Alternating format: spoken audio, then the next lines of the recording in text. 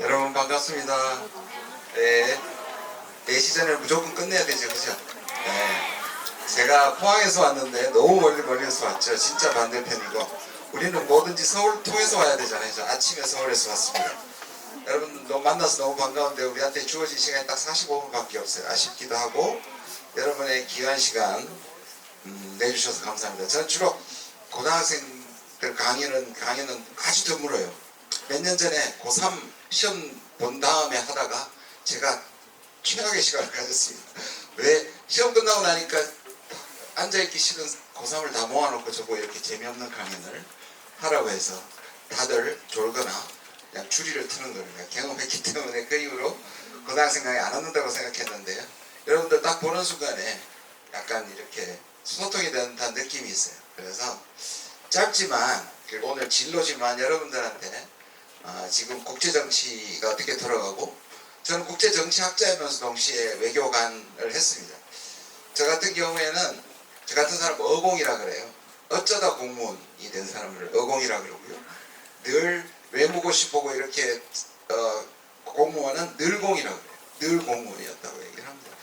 저는 사실상 지금 24년째 한동대에서 근무를 하고 있습니다. 그리고 2019년부터 21년 국립외교원장으로 2년 동안 복무를 했습니다.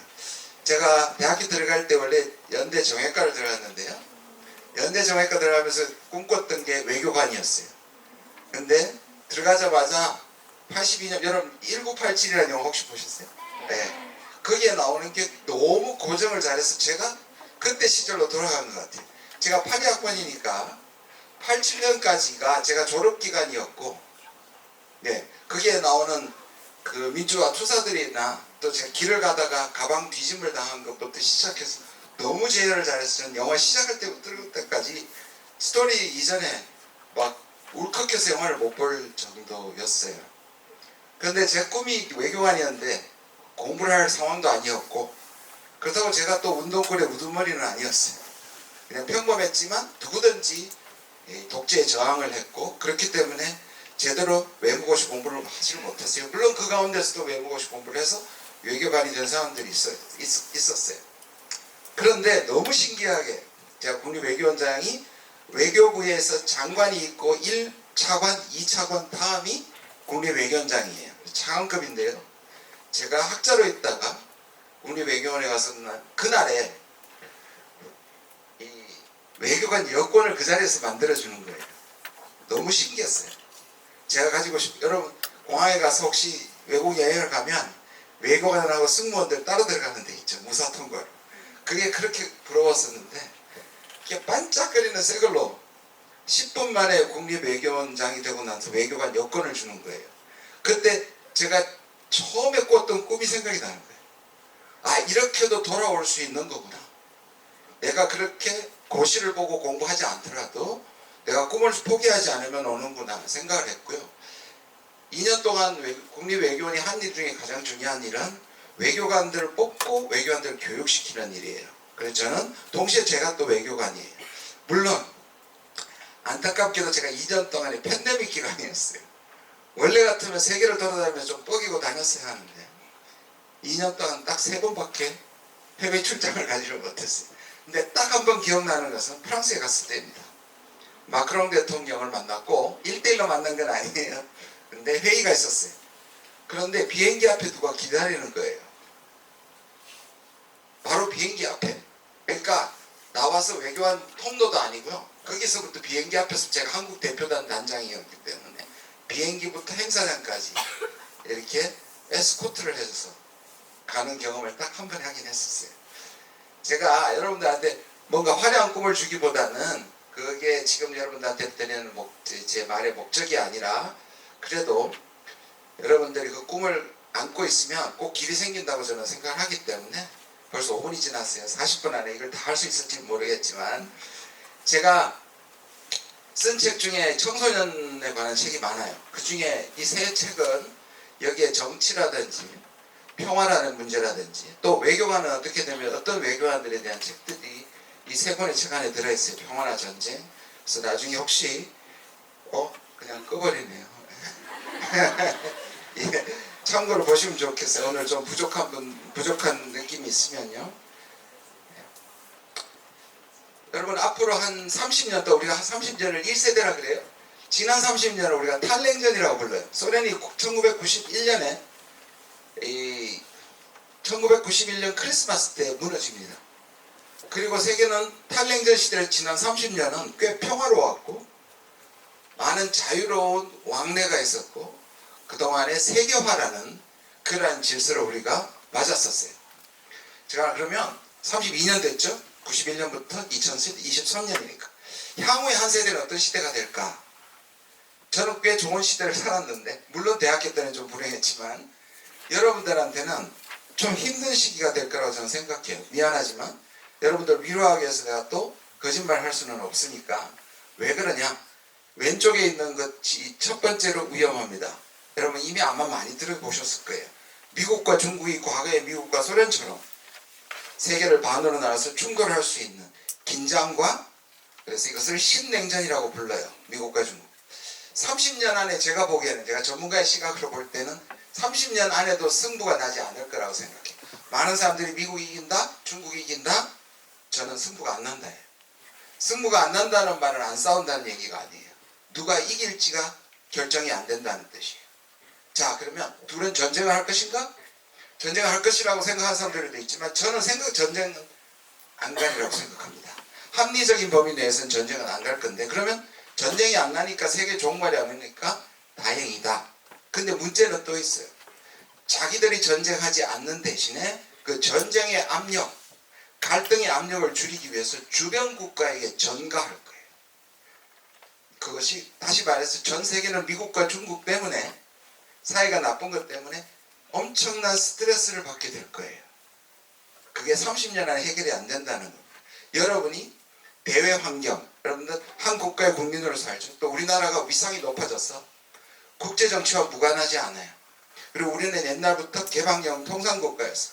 아까 김대중 대통령이 제가 가장 존경하고 우리나라 최고의 외교관이자 대통령이라고, 제가 목포에 왔기 때문에 하는 얘기가 아닙니다. 제 책이나 제 강연 중에도 끊임없이 고백했던 사실입니다. 뭐라 하느냐? 한국은 반도국가입니다. 근데 여러분 반도국가라는 말 일본 사람들이 지은 거 아세요? 반쪽짜리 섬이라는 뜻입니다. 영어에 페닌슐라죠? 단어? 페닌슐라의 절반이란 말이 있어요? 없죠. 이게 일본이 우리한테 비하하기 위해서 지은 겁니다. 자기들은 온도, 우리는 반도.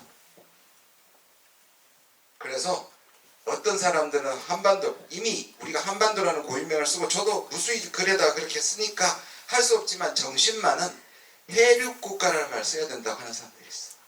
대륙국가와 해양국가. 우리나라에도 그런 예가 있었어요. 없지 않았어요. 세계에서 가장 유명한 해륙국가는 로마입니다. 그리고 우리도 고구려라는 해륙국가가 있었어요. 여러분은 대륙을 호령하던 고구려만 배웠죠. 사실 고구려는 막강한 해상국가였습니다. 그래서 우리나라는 양쪽의 대륙과 해양에서 약할 때 무수한 침략을, 약 830여 회의 침략을 받은 국가지만 지금은 세계 10위권의 국가이고 군사력은 6위권의 국가입니다. 그리고 세상에서 가장 위협적이지 않으면서 가장 사랑스러운 나라라고 생각합니다. 제가 외국 가서 만난 것은 특히 아시아, 아프리카, 남미의 국가들이 한국을 너무 좋아합니다. 그게 꼭 K컬처 때문만 아니에요. 정치적으로도 그래요. 왜냐? 우리는 다른 나라를 침략하지 않은 채로 성공한 나라다. 그들에는 꿈과 같은 나라예요. 제가 다시 말하기도 부담스럽고 안타까운 얘기지만 이태원에 일이 있었을 때 그 이태원에 제 후배, 아주 친하게 지내는 후배, 우즈베키스탄 출신의 두 학생이 거기 놀러 갔다 죽었어요. 제 후배 교수가 그냥 눈물로 얘기하는 게 뭐냐, 이 우즈베키스탄은 한국이 꿈의 나라였다. 그리고 자기 나라를 너무 사랑해서 자기 나라를 한국과 같은 나라로 만들고 말겠다 라고 생각했어요. 이건 제가 여러분한테 드린 농담이 아니라 한국은요 가장 매력적이면서 가장 위협적이지 않은 국가예요. 그러면 반대로 우리가 처한 것은 김대중 대통령께서 얘기했지만 반대로 대륙과 해양이 부딪히는 곳에 위치해 있기 때문에 아까 말한 스트레스를 가장 많이 받을 수 있는 나라가 또 우리예요. 그래서 김대중 대통령께서 뭐라 했냐, 우리에게 가장 필요한 것은 외교력이다. 지금도 보세요. 중국과 러시아는 대륙 세력입니다. 일본과 미국은 해양 세력입니다. 또 남북이 분단되어 있어요. 그러면 자, 종합해 보면 향후 30년 동안 미중의 싸움은 끝나지 않고, 그러나 전쟁은 하지 않지만 그들의 갈등을 전가시킨다 그랬습니다. 어디에 제일 많이 전가시킬까요? 한반도에. 그럼 우리가 제일 필요한 건 우리가 가지고 있는 매력 덩어리인 우리나라의 그 자산을 가지고 외교로서 우리를 지켜야 되고 여러분들의 삶을 지켜야 돼요. 그래서 그것이 외교관이 된다는 그 꿈도 중요하지만 국민의 한 사람으로서 그런 생각을 갖고 사는 게 되게 중요하다고 생각합니다.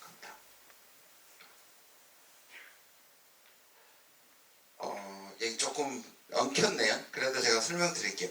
미국과 중국은 향후에 5개 분야에서 치열하게 부딪힐 거예요. 제일 위에가 군사충돌이에요. 아직은 안 났죠. 군사충돌은 한반도, 대만, 남중국해 같은 것들이 후보지입니다. 조금 내려오면 경제입니다. 이미 트럼프 때 관세전쟁, 서로 관세를 25%는 지금 치열한 무역전쟁을 하고 있어요. 그 밑에 기술입니다. 기술은 여러분 BBC라고 들어보셨어요? 예.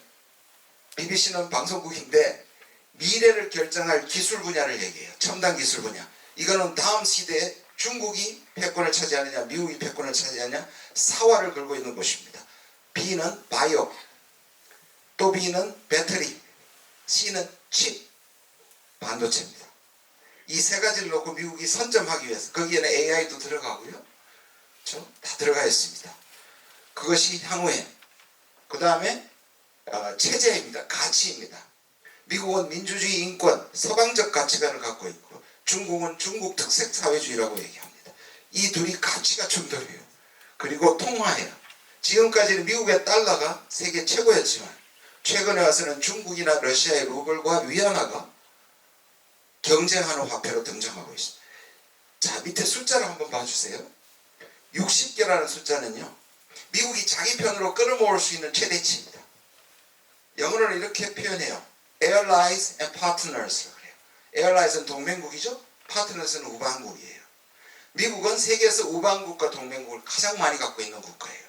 그 중에 한국과 나토, 유럽과 일본은 최고의 동맹 수준을 갖고 있어요. 그런데 밑에 34는 동맹국입니다. 전체 우방국 합치면 60이고요. 120은 뭐냐? 중국이, 그러니까 중국을 무역 1위로 하고 있는 국가의 숫자예요. 어마어마하죠.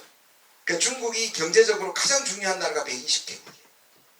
똑같은 비교 척도는 아니지만 이렇게 자기들의 편을 만들려는 치열한 권력 투쟁이 있어요. 근데 저것도 또 하나 중요한 건 60과 120이 따로따로 떨어져 있는 국가가 아니에요. 교집합이 한 40개국. 그 중에 최악의 교집합이 우리예요. 우리는 동맹으로는 미국과 같이 싸운 혈맹이라고 얘기할 정도로 최고 수준의 동맹인데, 경제적으로는 우리가 미국과 유럽과 일본을 다 합친 무역과 비슷한 게 중국하고 무역이에요. 세계에서 이렇게 기울어진 관계가 없어요. 그러니까 제가 다시 처음에 말한 것처럼 미중이 붙으면 누가 제일 괴로울까요? 한국이에요. 자, 조금 더 구체적으로 보면 이 지도를 봐주시면요, 이 왼쪽에 빨간 글씨는 여러분 1대1로 잘 아시죠? 1대1로 중국이 세계적인 영향력을 가지기 위해서 중국의 전략을 1대1로, 그래서 과거의 실크로드를 회복시키겠다는 중국의 야심찬 계획이고, 올해가 지난 11월에 10주년 기념식을 했고 거기에 푸틴이 가서 축하했어요. 파란 거는 미국의 전략이에요. 인도태평양 전략이라고 해요. 미국이 인도양과 태평양을 자기 우방국이나 동맹국을 동원해서 중국을 포위하겠다. 이게 인도태평양 전략이에요. 자, 부딪히는 곳에 4가지 지점들이 있어요. 저게 미국과 중국이 충돌하는 지점이에요. 보시면 한반도, 그 밑에 보면 동중국해예요. 노란 점을 보시면 그 밑에가 대만이에요. 그 밑에가 남중국해예요. 그럼 이게 뭐냐? 줄을 쫙 그으면 향후 30년 동안 미국과 중국이, 아까 제가 전가한다 그랬죠. 자기 대신 싸우게 만들지도 모르는 지점들이에요.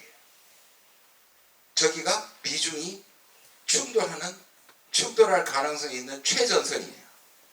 자, 보시기에 대만이 제일 위험해 보입니다. 그죠? 대만에 전쟁 난다는 말도 있고. 거기 못지않게 위험한 곳이 한반도입니다.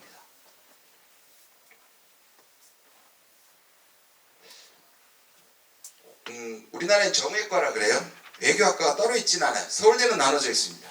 서울대 정치학과 외교학과인데 최근에 또 붙였어요, 다시. 대학원 가면 외교학과가 있는데, 미국에 가도 외교학과라는 거 들어본 적이 없어요, 저는. 그러니까 정치의 하나의 분야로서 외교 분야입니다. 그래서 정치의 한 분야로 얘기할 때는 국제정치라고 얘기합니다. 외교는 좀 실천적이고 정책적인 측면을 강조해요. 근데 제가 다니던 학교는 정치 외교학과라고 불렀어요. 제가 가지고 있는 두 가지 인생의 모토 같은 게 있어요. 정치의 꽃은 복지라고 생각하고요. 외교의 꽃은 평화라고 생각한다. 그래서 정치의 꽃은 복지고 외교의 꽃은 평화라고 생각해. 자, 그 말씀을 여러분들하고 같이 나누기를 원해요. 뭐라고 그랬어요? 인간은 정치적 동물이다. 너무 잘 알죠, 여러분. 아리스토텔레스의 말입니다. 수많은 사람들이 각자의 해석을 했는데 제 해석은요, 저기서 인간은 정치적 동물에서 정치를 빼면 인간은 동물이다. 이게 뭔 말일까요? 인간이 동물이다 그러면 요새는 동물한테 미안하기도 하긴 해요. 근데 따져보면 동물의 법칙은 뭐예요? 강자가 약자를 죽이고 착취하는 것이 당연한 것이 법칙입니다. 그래야 자연생 질서가 이루어집니다. 근데 우리는 동물과 다른 점은 정치라는 것이 들어옵니다. 그러면 어떻게 해야 돼요? 정치가 들어오면 강자가 지배하는 게 아니라 약자가 보호받아야 된다는 뜻으로 저는 해석해요. 그러니까 이 나라의 정치가 저 나라의 정치가 잘 되고 있는가는 다른 걸 볼 필요가 없고 그 나라의 약자들이 보호받는가. 왜냐? 그냥 내버려 두면 그들은 강한, 아주 초기에는 물리적인 폭력이고 지금은 계급적이고 경제적인 폭력들도 존재하죠. 국가는, 정치인은, 정부는 그래서 거기서 약자 편을 들어야 해요. 그게 제 생각엔. 그래서 약자 편을 드는 것 중에 가장 구체적인 정치가 뭐냐? 복지예요. 그러니까 복지에 대해서 문제를 많이 얘기하고 사람들을 게으르게 만들고 내가 열심히 일한 것을 세금을 뽑아가서 근로의욕을 상실하게 한다. 맞는 말인데요. 그것은 그 복지제도를 고쳐야 하는 이유지 없애야 되는 이유가 아니에요. 그 복지의 정신을 우리가 문명사회고 한국이 괜찮은 나라면 가지고 가야 해요.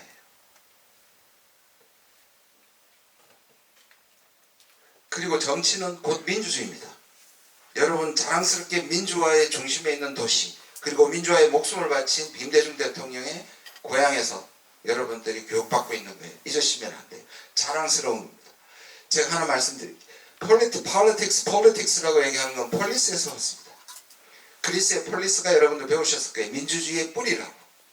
그런데 재밌는 것은 정치는 그들은 어떻게 했냐면 정치는 예측할 수 없으면 정치가 아니라고 봤어요. 그럼 예측할 수 없는 경우는 어떨까요? 어떤 경우? 그냥 미친 정치인이 있으면 또는 정치인이 자기 기분대로 하면 예측할 수 없죠. 그래서 뭘 만들어요? 예측할 수 있게. 법, 제도를 만들어요. 그래서 민주주의는 예측 가능한 제도예요. 그래서 정치는 그냥 민주주의여야 해요. 다른 건 안 되는 겁니다. 자, 민주주의가 가장 다른 정치인들 중에 좋다고 생각하는 이유는 뭐냐? 여러분들 아마 어른들한테 그런 얘기들 민주주의 불완전하고 무질서하고 그냥 데모나해서 차라리 완벽한 왕이 다스리는 나라가 군중을 선동하는 민주주의보다 낫다. 그 말은 맞아요. 근데 이 문장의 문제가 뭘까요? 완벽한 왕이 다스리는 것이 선동이 가능한 민주주의보다 낫다. 이 말은 틀린 말이 아니에요.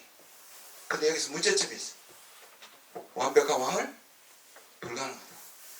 자, 완벽한 왕이 있더라도 완벽한 왕은 문제가 뭐예요? 이상한 자식을 낳을 수 있을 가능성이 많다. 민주주의가 진짜 좋은 점은 뭔지 아세요? 잘못될 때 고칠 수 있는 방법을 처음부터 만들어 놓은 지. 완벽한 왕이 나쁜 왕이 됐을 때도 왕정은 바꿀 수가 없어요. 민주주의의 최고 좋은 점은 틀렸을 때 고칠 수 있게 만들어 놓은 거예요. 그게 선거고 그게 혁명이에요. 우리나라는 동학혁명부터 촛불혁명까지 광주혁명까지 국가가 선을 넘을 때 그걸 바꿨어요. 위대한 민족입니다. 여러분, 전쟁이 있고 분단이 있는 나라에서 민주주의를 이렇게 이룬 나라가 역사적으로 없습니다. 대단히 자랑스러운 일입니다. 왜? 안보라는 걸 내세우면 민주주의는 숨을 죽이게 돼 있어요. 안보라는 걸 내세우면 군대가 강해지고요. 독재가 강해지면 경찰이 강해져요. 그러면 민주주의는 죽습니다. 그런데도 우리는 끊임없이 민주주의를 지금까지 지켜왔어요. 그래서 우리는 정치를 말할 자격이 있고 약자를 말할 자랑이 있다고 생각합니다.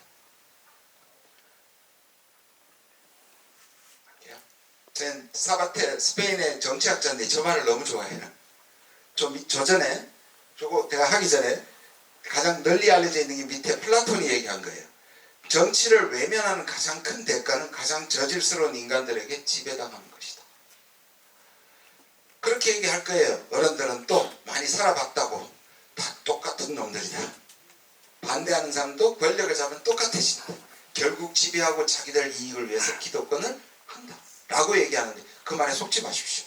그 말이 맞다고 하더라도 여러분들의 운명을 다른 사람한테, 특히 자기보다 저질 쓰는 사람들한테 맡긴다는 뜻입니다. 그리고 선동가들은 끊임없이 자기 편들을 모으고 반대한 사람들을 줄이기 위해서 정치적 냉소주의, 정치는 나쁜 것이고 이상한 것이고 절대 성공할 수 없다고 끊임없이 여러분들을 세뇌시키려 합니다. 그래서 스페인의 사바테는 이렇게 얘기합니다. 정치에 무관심한 것은 만취한 조종사가 모는 이 비행기 안에서 테러리스트가 폭탄을 가지고 인질극을 벌이고 엔진 하나가 고장난 상황에서 다른 승객들과 협동해서 문제를 해결하려고 하고 있는데 자기는 창밖을 보면서 스튜어디스한테 점심을 갖다 달라고 얘기하는 우아함을 보이는 것과 똑같다 그랬습니다.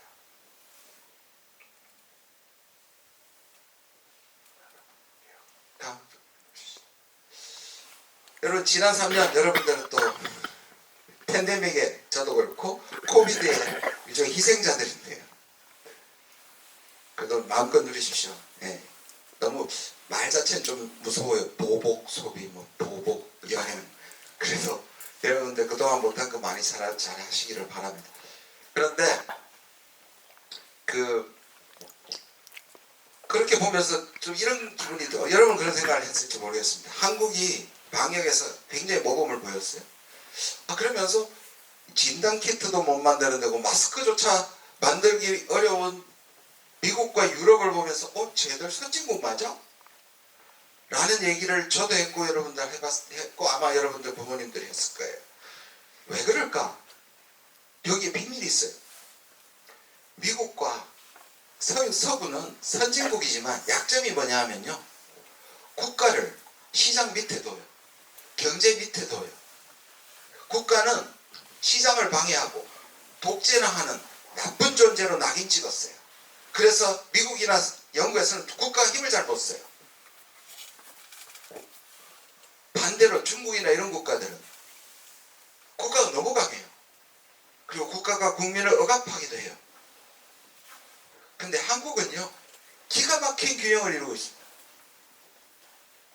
그러니까 미국이나 서방이 국가가 없으니까 경제 논리만 하니까 이런 긴급 사태가 벌어졌을 때 국민을 동원하거나 협력을 구하거나 또는 마스크 같은 것은 사다 쓰면 되지 왜 사? 그런데 팬데믹 속에서는 마스크를 생산하는 게 너무 중요했죠. 근데 한국은요 원래 국가가 엄청 강했어요. 강했고 나빴어요. 그렇지 않아요? 그죠? 한국은요 굉장히 집단주의적입니다. 유교도 집단주의적입니다. 게다가 우리는 한 번도 신분제를 바꾼 적이 없어요. 여러분 양반제가 우리나라 무너진 가장 큰 이유가 뭔지 아세요? 원래 서방에 이런 데는 혁명으로 무너졌는데 우리나라의 양반제는요 다 돈 주고 사서 없어져 버렸어요. 70%가 조선 말기에는 양반제를 사버려서 더 이상 양반제가 특권이 아니게 된 거예요. 그래서 없어졌습니다. 다시 말해서 그런데 신분제는 과거에 조선시대의 기득권이 아직도 기득권이에요. 우리나라는 한 번도 이렇게 뒤집어진 적이 별로 없어요. 신기하게. 그렇죠? 그리고 우리는 식민지를 겪었어요. 그리고 전쟁을 겪으면 아까 말한 것처럼 군대가 커져요. 독재를 겪으면 경찰과 검찰이 커져요. 이렇게 국가가 강할 수 있는 모든 요소를 가진 한국이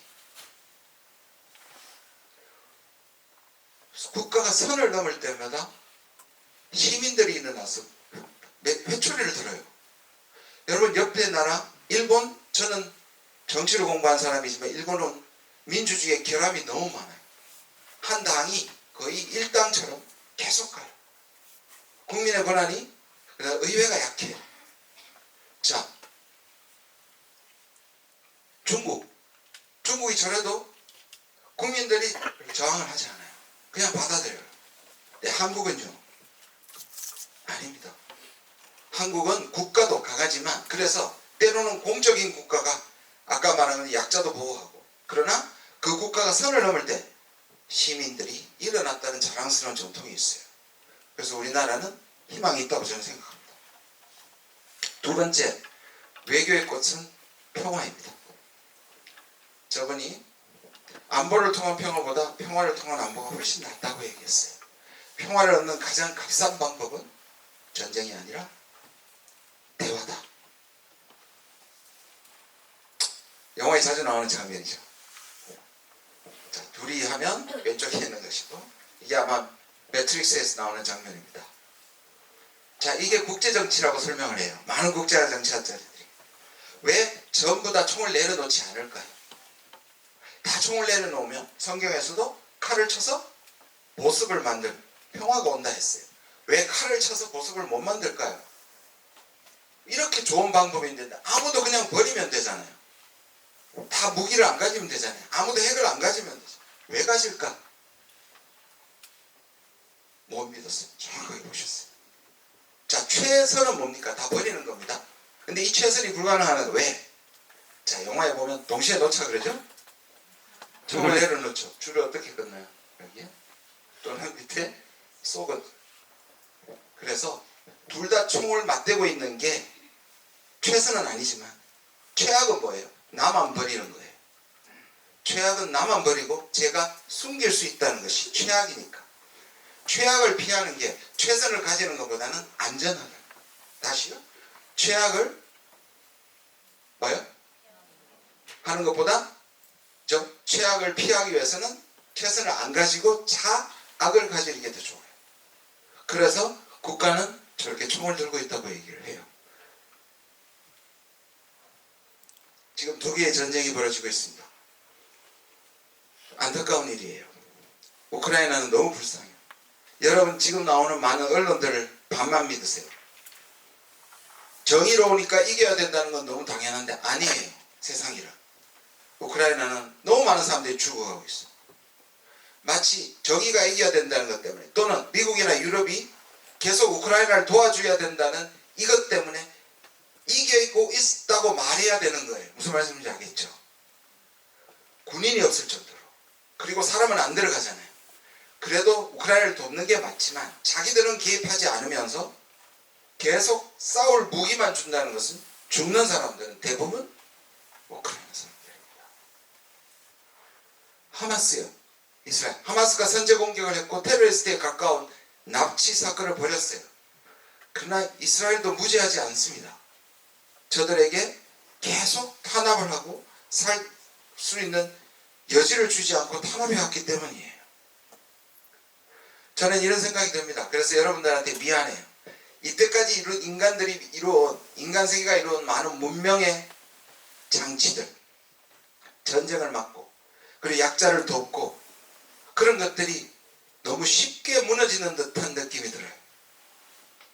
잘 해왔는데 전쟁이 너무 쉽게 벌어져요. 그래서 대만과 한반도도 위험하다 라고 생각하지만 그래도 저는 이 두 개에서는 전쟁이 나지 않을 거라고 생각해요. 가서 부모님들한테 말씀드려요. 김준영 교수가 한반도에서 전쟁 안 난다 그러더라고요. 안 날 겁니다. 그러나 다시 아까 말씀드렸죠. 안 나는 게 좋지만 안 나더라도 우리가 굉장히 어려운 지경이다. 한국은요.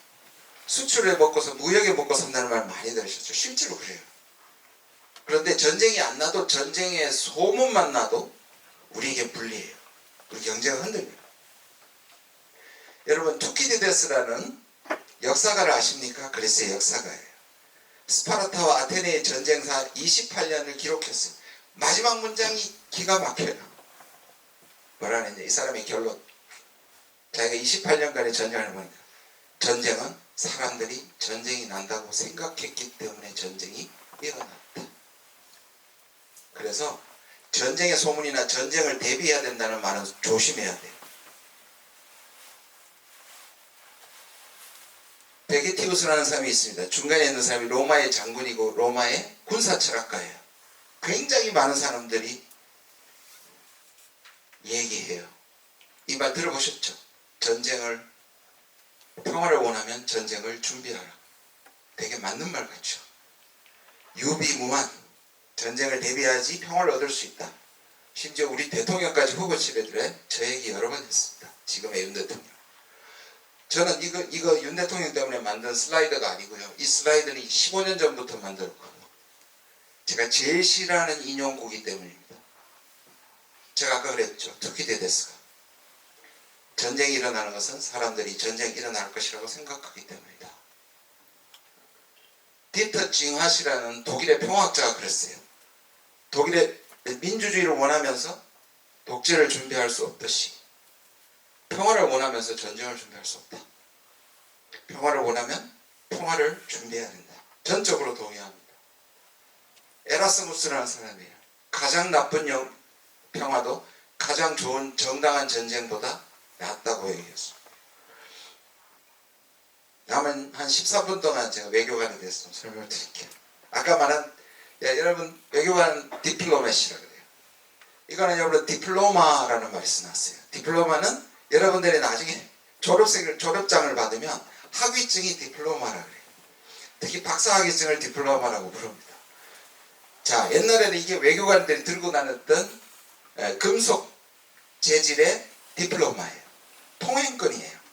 국경을 넘을 수 있는 자유를 줬습니다. 아까 말한 것처럼 제가 국경에 그 도장 찍는 이미그레이션이나 카스텀을 지나지 않고 무사 통과했던 것도 비슷한 원리예요. 정식으로 초청했기 때문에 나는 그 길을 무사 통과했죠. 과거에도 이게 당시에 외교관들이 들고 다녔던 유럽의 외교관이 들고 다녔던 디플로마. 자, 지금 우리 여권이죠. 대한민국 여권이 있고 관용 여권이 있어요. 관용 여권은 공무원들인데 외교관한테 또 거기서 구별합니다. 국립외교원에서도 저와 이렇게 외교부에 직접 소속되어 있는 사람들은 외교관 여권을 가지지만 다른 부서에서 파견된 사람들은 공무원 여권을 받습니다. 세 사람을 생각해 볼 수 있을 것 같습니다. 제일 왼쪽의 사람은 나중에 얘기할까요? 중간에 누굴까요? 여러분 잘 아는 역사에서 자 고려 때 세치혀로 서희 장군입니다. 자 내용을 모르면 제가 오늘 시간이 없기 때문에 간단하게 얘기하면 거란이 지금 거란과의 전쟁이 나오죠. 그래서 거란이 요동을 정복하고 고려를 쳤을 때 서희 장군이 그 대군 앞에서 말로 외교로 물리쳤을 뿐만 아니라 설득시켜서 과거의 고려의 땅이었던 강동 6개 주까지 받아내는 기가 막힌 외교술을 보냈습니다. 제가 있던 외교원에 저 동상이 있습니다. 제 오른쪽은 박재상이라는 분입니다. 여러분 망부석이라고 들어보셨어요? 남편을 기다리다가 돌이 되어버렸다. 지금 그 망부석 자리가 울산에 있어요. 그런데 이거는 전설일 수 있는데 이 망부석이 되었다는 망부석의 주인공이 바로 박재상의 아내입니다. 외교를 갔다 못 돌아왔거든요. 저 당시에 신라는 약해서 통일되기 한 100년에서 200년 전입니다. 그래서 다 볼모로 잡혔어요. 하나는 고구려에 잡혀가고 하나는 일본에 잡혀갔습니다. 적지에 뛰어들어서 고구려 왕을 설득시켜서 왕자들을 데리고 왔고요. 그 다음에 일본에 가서 일본이 더 깐깐하게 안 해주니까 가짜 귀순을 합니다. 그런데 그 제주를 귀하게 여긴 일본 왕이 포섭하기 위해서 받아들였는데 들어가서 자기 지위를 위해서 왕자를 탈출시킵니다. 그래도 일본 왕은 너무 제주가 아까워서 자기 편이 되라고 했을 때 유명한 말을 남깁니다. 나는 계림이란 말은 경주입니다. 옛말이. 계림의 개가 되더라도 일본의 신하가 될 수 없다 해서 처형당합니다. 그래서 돌아오기를 기다리던 아내에게 그 만구석에 전설이 됐습니다. 제 왼쪽 좀 우스꽝스럽게 나오긴 하는데 누굴까요? 어디 보면 나오지 않나요? 비스마르크입니다. 비스마르크는 독일을 통일시켰고, 독일은요 지금도 강국이고 강국처럼 느껴지지만 주변 국가와 많이 갈라졌을 때는요 독일은 한 300개 국가로 나눠져 있었어요. 지금 여러분 분데스리가라고 하는 분데스가 거기서 출발합니다. 각 영주가 300개였다가 저 당시 한 40개 정도 있었어요. 나폴레옹한테도 당하고. 근데 이 비스마르크가 독일을 통일시키고 강국으로 만듭니다. 물론 강해진 독일이 1차 대전, 2차 대전을 일으키긴 하지만 비스마르크와는 무관합니다. 또 비스마르크가 이 민주주의를 상당히 탄압합니다. 그 당시에는.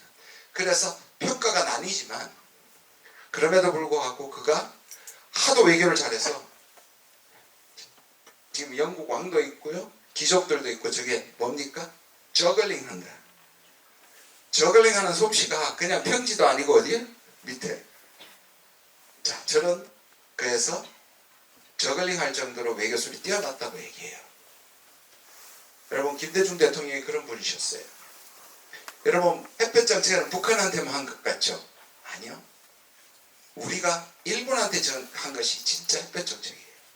근데 햇볕 정책은 무조건 받아들이는 게 아니라 준엄하게 상황을 얘기하고 사과를 요구하고 난 다음에 한 거예요. 그리고 끊임없이 미국 사람들한테도 존경을 받았어요. 클린턴 대통령이 화가 나서 북한이 계속 도발을 하니까 보복을 하려고 그랬을 때 김대중 대통령이 가가지고 설득했어요. 그러니까 나중에 클린턴 대통령이 뭐냐면 평소에도 존경했지만 미국이 김대중 대통령의 외교에 감복했어. 정책을 바꿔버립니다. 뭐라 그랬냐? 한반도의 운명을 쥐고 있고 한반도의 운전은 한국이 운전기사다. 한반도로 움직이는 차에 운전석은 한국 거라는 유명한 말은 오히려 미국의 정책을 바꿔서 한국을 따라오게 되고, 그래서 이루어진 것이 우리나라 최초의 남북 정상회담. 그 직전까지 미국이 절대로 반대했던 일을 만들어냈습니다.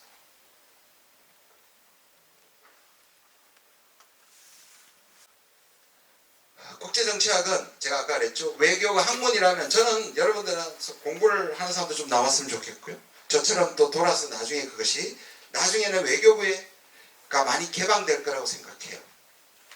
근데 외교관이 옛날보다는 조금 인기가 많이 떨어졌어요. 오히려 그 어렵다는 옛날에 외무고시였고요. 지금은 국립외교원의 시험을 보고 들어와서 거기서 1년 과정을 하고 일정 성적이 되면 외교관으로 갑니다. 외무고시는 없어졌습니다. 그러니까 들어오는 게 치열하겠죠? 한 해에 한 45명 내외로 뽑습니다. 저는 태부족이라고 생각합니다. 한 2배 정도, 3배 정도는 뽑아야 된다고 생각합니다만 여전히 좁은 문입니다. 그런데요, 이들이 다른 고시들이나 이 행정고시를 본다든지 사법, 저도 사법고시 없어졌죠? 보다 훨씬 더 이직률이 높아요. 왜 그럴까요? 옛날에는 외국 가는 게, 외교관 가는 게 너무 부러웠는데 지금은 그냥 직업으로 하는 것보다는 내가 그냥 언제든지 갈 수 있고, 한국의 큰 기업에 가면 얼마든지 파견될 수 있는데 구태 공무원 하면서, 그리고요 외국에 가면 결정적으로 냉탕 온탕을 겪어요. 한 번은 좋은 나라 가면 한 번은 오지를 가야 합니다. 아프리카나 남미나 이런 어려운 곳을 가야 돼요. 작은 공간에서 안전도 위협받는 곳에도 갈 수 있어요. 물론 외교부도 다 감안을 합니다. 상황을 감안해요. 또 외교부 고시나 이렇게 외교원에서 또 공부하다가 눈이 맞아가지고 커플이 되면, 그러면 하나는 저기 아프리카에 가 있고 하나는 저기 미국 가버리면 잘 못 만나잖아요. 그래서 선교사와 비슷하다 그래요. 그래서 어떻게 하냐, 꼭 좋은 나라 갔을 때 있다가 애들하고 아내는 두고 오지는 혼자 가고. 그래서 옛날보다 공적인 의식이나 나라를 위한다는 마음이 없으면요 고달파요. 들어가기엔 시험 보기 너무 힘든데 돼서는요. 그렇지만 그리고 또 이런 생각을 해요. 아까 제가 얘기한 것처럼 누구든지 마크롱을 만나서 협상할 수 있는 건 아니고요. 나라의 운명을 걸고 담판하는 서희나 비스마르크는 딱 표가 나고 역사에 남아요. 그런데 그때까지 준비하는 기간 동안은 자괴감이 드는 일들을 꽤 많이 해야 돼요. 제가 미국에서 공부할 때 대사관에서 금방 부임한 외교관들이 제일 많이 하는 일이 뭘까요? 공항에 마중나가는 거. 내가 이러려고 그 공부를 했던가라는 얘기를 제가 무수히 들었어요. 근데 저는 생각이 좀 달라요. 그거는 그 순간에 운전만 한 거예요. 운전을 하면서 사람들을 어떻게 처음에 만났을 때 그 사람의 마음을 풀어내느냐. 내가 운전해서 그 사람의 봉사하지만 그 사람과의 나의 유대감을 어떻게 만들어내느냐. 그런 것들의 내공이 쌓이지 않으면 진짜 중요한 협상장에서 아무것도 못해요. 그래서 멀리 꿈을 두고 화려한 것도 기대하면서 설레는 것도 중요하지만 사실 그때까지 갈 때까지 여러분 제일 중요한 게 뭔지 이거 외교관과 상관없어요. 제가 제 학생들한테 하는 말이 딱 있어요. 세상 살아가는데 최고의 말발과 글발이에요. 근데 말발과 글발은 기술이 아니에요. 기술도 있어요. 기술은 근데 금방 돼요. 말발과 글발의 최고는 공감 능력이에요. 공감 능력은 열린 마음이에요. 모든 걸 경험할 수 없기 때문에 책을 읽어야 하는 것이고, 여러분 서로 많이 얘기해야 되는 것이고, 끊임없이 그걸 국제정치학이나 사회과학에서는 크리티컬 띵킹이라고 그래요. 비판적 사고. 이거는 비판한다는 게 아니야. 내가 다른 곳에 처한 것을 내가 다른 사람이 되어서 생각해 보기예요. 그것이 여러분들이 어떤 진로를 가도 가장 중요한 것은 공감 능력이고 말발과 글발이라는 얘기 하고 싶어요. 한국은 고려 사이에 있는 새우등이란 자조적인 속담이 있죠. 고래 싸움에 새우등 터지다. 아니요. 우리는 돌고래입니다. 아까 말씀드린 우리는 더 이상 새우가 아니에요. 돌고래입니다. 근데 미국과 중국 사이에서 크기가 크고 좀 부자 됐다고 돌고래가 아니고요. 그러면 뭐예요? 그냥 왕새우인 거예요. 크기만 커지면 왕새우예요. 돌고래와 왕새우의 차이는 뭔지 아세요? 주도성이에요. 자기가 주도할 수 있어야 돼요. 크기만 커지면 왕새우에 불과합니다. 왕새우도 등 터지기는 마찬가지예요.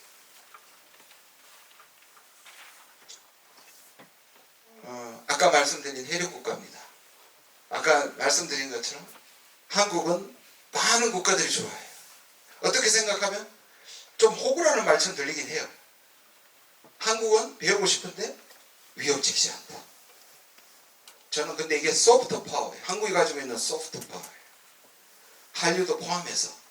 그래서 여러분들한테는 미중의 갈등이라는 어려운 환경도 있지만 우리 한국이 과거와는 달리 세계가 사랑하는 국가다. 여기에 전 큰 힘이 있다고 생각을 합니다. 끝인가요? 예. 우리나라가 외교 역량이나 네트워크는 굉장해요. 190개국에 수교가 190개국이고요. 세계에서 가장 많은 무비자 국가를 가진 나라가 한국하고 일본이에요. 비자 없이 들어갈 수 있던 나라예요. 그만큼 전 세계에서 비자 필요 없고 들어가는 안전한 나라고. 그리고 세계 암시장에서 가장 가짜가 판치는 것이 한국 여권입니다. 그만큼 한국의 위상이 있습니다. 진짜 마지막일 것 같은데요. 그렇죠? 예. 제가 좋아하는 말입니다. 국립외교원에 들어가면 문을 들어가면 이렇게 라틴어로 써 있어요. 파라 나치오네 푸투라라고 되어 있습니다. 나라의 앞날을 준비하라 입니다. 딱 내시네요. 여러분들이 어떤 직업을 가지기 전에 나라의 미래를 준비하는 사람들이 됐으면 좋겠습니다. 경청해 주셔서 고마워요. 감사합니다. 제가 쉬는 시간이 너무 안 줘버렸나요? 그래도 한 명, 두 명 정도 할 시간이 있을까요? 혹시? 예?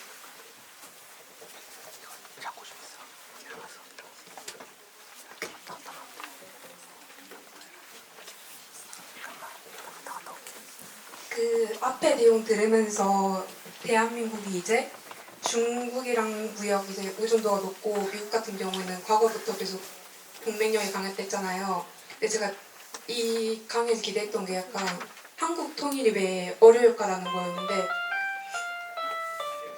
좀만 잡아주세요. 빨리 끝낼게요. 한국 통일이 왜 어렵다는데 거기서 제가 한 가지를 알고 있어요. 미국이 그 약간 무기 있잖아요. 그런 거를 가장 많이 사드는 데가 한국인 걸로 아는데 이거에 관해서도 약간 궁금했어요. 왜 한국 왜 약간 좀 통일이 안 되는 근본적인 이유가 미국도 있지만 중국이랑도 어떤 관계가 있길래 안 되는지. 미국이 세계 1위가 된 다음에 미국을 도전한 나라들이 꽤 많아요. 소련도 있었고 독일도 있었고 일본도 있었어요. 근데 중국은 이 지금까지 도전자들과는 질이 다른다는 걸 느끼고 미국 이렇게 당황한 걸 본 적이 없어요. 제가. 미국은 갑자기 전력 강박증에 가까울 정도로 중국을 두려워해요. 그래서 미국은 너무 멀리 있어요. 중국을 견제하기에. 그러니까 가장 충성스럽고 미국 말 가장 잘 듣고 그러면서 가장 강한 중국 빼고 가장 강한 나라가 둘이잖아요. 한국하고 일본이에요. 그러니까 이 나라를 묶어서 중국을 어떻게든 견제시키려고 해요. 근데 우리 입장에서는 그건 미국의 얘기지만 우리 입장에서는 아까 말한 것처럼 중국하고 관계를 끊으면 우리가 죽어요. 그래서 오히려 두 나라 사이에서 좀 교량 역할을 하고 근데 실제로 그런 나라들이 있어요. 우리 빼고도. 인도 같은 나라들, 사우디 같은 나라들은 미국의 우방국인데요. 중국하고 좋게 지냅니다. 그러니까 우리의 역량에 제가 아까 그래서 돌고래가 돼야 된다고 얘기하는 게 뭐냐면 미국은 우리한테 가장 중요한 나라지만 미국 말만 듣는 방법으로는 우리가 하지 못해요. 중국하고 적이 되기 때문에. 그리고 중국이 대국답지 못하게 우리를 실망시킬 때 많죠. 그건 저도 이해하고 저도 그래요. 그러나 중국은 적으로 만들 대상은 아니다 라고 생각합니다. 네, 미안해요. 좀 더 질문 시간을 줬어야 하는데. 예. 네, 고맙습니다.